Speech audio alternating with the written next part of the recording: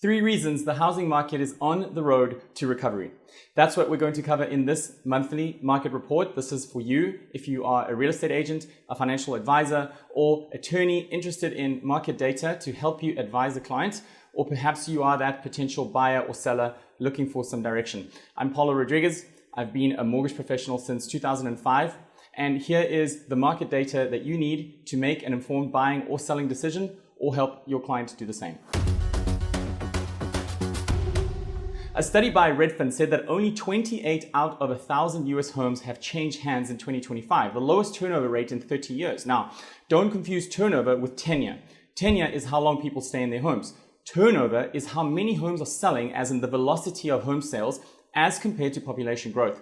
We've been selling about 4 million homes per year nationwide for the last few years, and although that's historically low, if you adjust that to account for population growth, it's even slower. So the way Redfin calculates this is by taking the number of homes sold and they average it out per 1,000 households.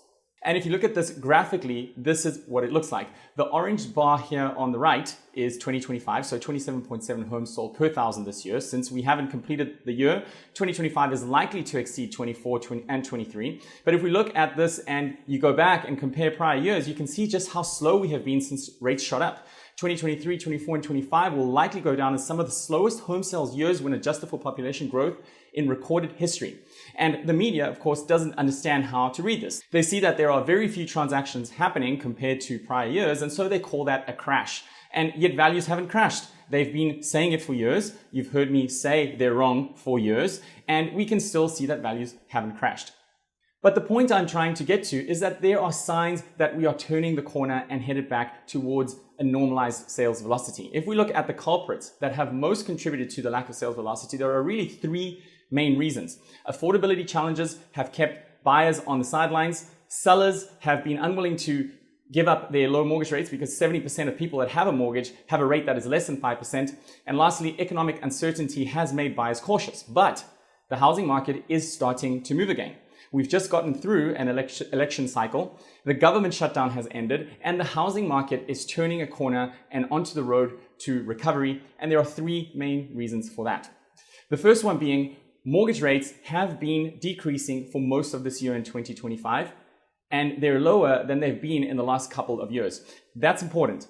Secondly, the lock-in effect is easing. The lock-in effect refers to would-be home sellers feeling locked in and unwilling to sell due to having a super low mortgage rate on their existing home obtained years ago. But more homeowners are selling and inventory is rising to a normal level. So as the lock-in effect eases, inventory grows, which means there's more options for buyers. And lastly, the third reason is that lower rates and more homes to choose from are leading more buyers back into the market. So we're starting to see those signs. Let's drill down on these. Here is a look at what mortgage rates have done this year. They're coming down and are almost a full percentage point lower than at the beginning of the year. That's a good thing.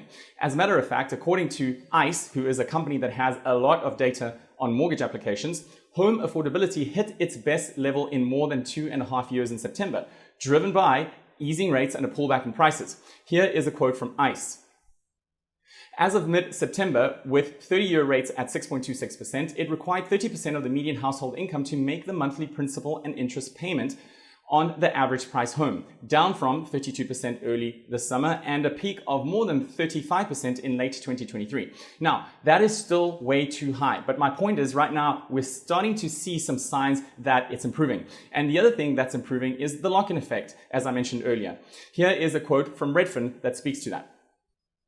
More homeowners are deciding it's worth moving even if that means giving up a lower mortgage rate. Life doesn't stand still. People get new jobs, grow their families, downsize after retirement, or simply want to live in a different neighborhood. Those needs are starting to outweigh the financial benefits of clinging onto a rock bottom mortgage rate. And here is a graph from the Federal Housing Finance Agency, which illustrates the point. The share of mortgages with a rate above 6% is at a 10-year high, and that's just due to people buying homes in a higher rate environment and adjusting to the new normal. Now, it's important to note that although inventory is on the rise, there is nothing to be alarmed about.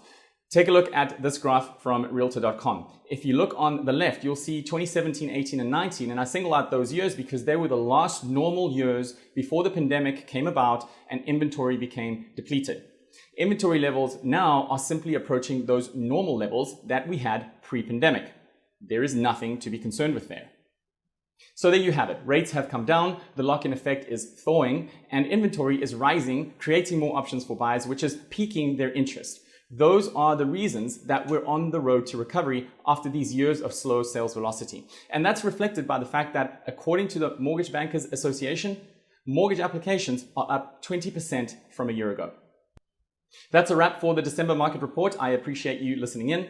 Forward, subscribe, share. I'll be back next month. But before you go, if you are looking to purchase or refinance or know someone that is and would like a no-cost consultation with me personally, feel free to reach out and I'll be happy to analyze if your debt is structured in the most optimal way or if there's room for improvement. Thanks for watching. Bye for now.